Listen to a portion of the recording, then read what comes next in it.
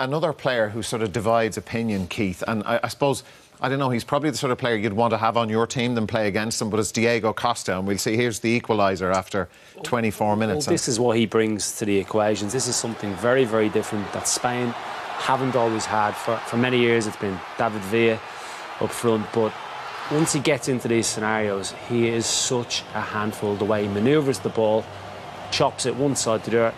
And let's be frank, he hasn't had his best season. He was obviously not eligible to play until January. Not at his sharpest. Goals haven't been frequent. But what a weapon he is to have in your armoury. We go back to Ronaldo and the De Gea blunder. Now, some very clever people in our office have found a clip of De Gea conceding an almost identical goal for Manchester United against Sunderland in the League Cup semi-final in 2014. Phil Bardsley scored it. But it was a moment, you know, I suppose, look, Karius in the Champions League final crumbles after something similar. Well, that was more bizarre, but a blunder. Yeah, again, it'd be frustrating again for Spain because, like you said, they did well to find a mistake similar to this. Had to go back 4 years to find it, but you wouldn't expect a goalkeeper of a reasonable standard, let alone a top standard, by him to do that at all. So Ronaldo was fortunate on that occasion to get the break of the ball the way he did. Like, he wasn't unsighted, was he? No. Didn't take any sort of deflection. The ball didn't move. No spin. There was nothing. Just one of those things. Well, just poor goalkeeping, Darry. He didn't get his body behind, total body behind that ball.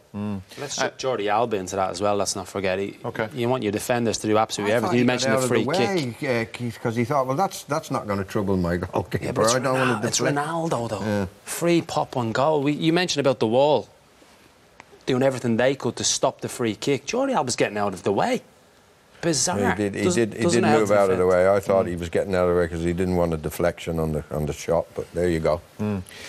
It wouldn't be right to finish talking about a game like this on a blunder, let's say, with David De Gea. So let's look at some of this incredible football from Spain during the second half. Well, we can all talk about it, Dara, but it really was, you know, vintage Spain. It was a masterclass of just keeping the ball. And you know, that's Ramos. Look at that, inch perfect out to Nacho, and they were superb. And they made chances with their moves as well. Like this starts, get themselves into a bit of trouble. Ramos out to PK. Watch what Nacho does here, the right back. This is coming to him. Whoop, I'm away. And now they're out and they're playing. Great ball from him. Switches play. They've got such vision, such football intelligence in all of their players. The only thing that they didn't do right tonight was their tackling on the edge of the box or in the box. They very nearly scored there after a wonderful move. But there's some team to watch, aren't they? Yeah, and that diagonal that we've seen on a couple of occasions, they brought that in a little bit, I think, more so than in recent years. They recognised teams pressing on one side of the pitch, and with both of the centre-halves that they possessed, they've obviously got the quality to hit that.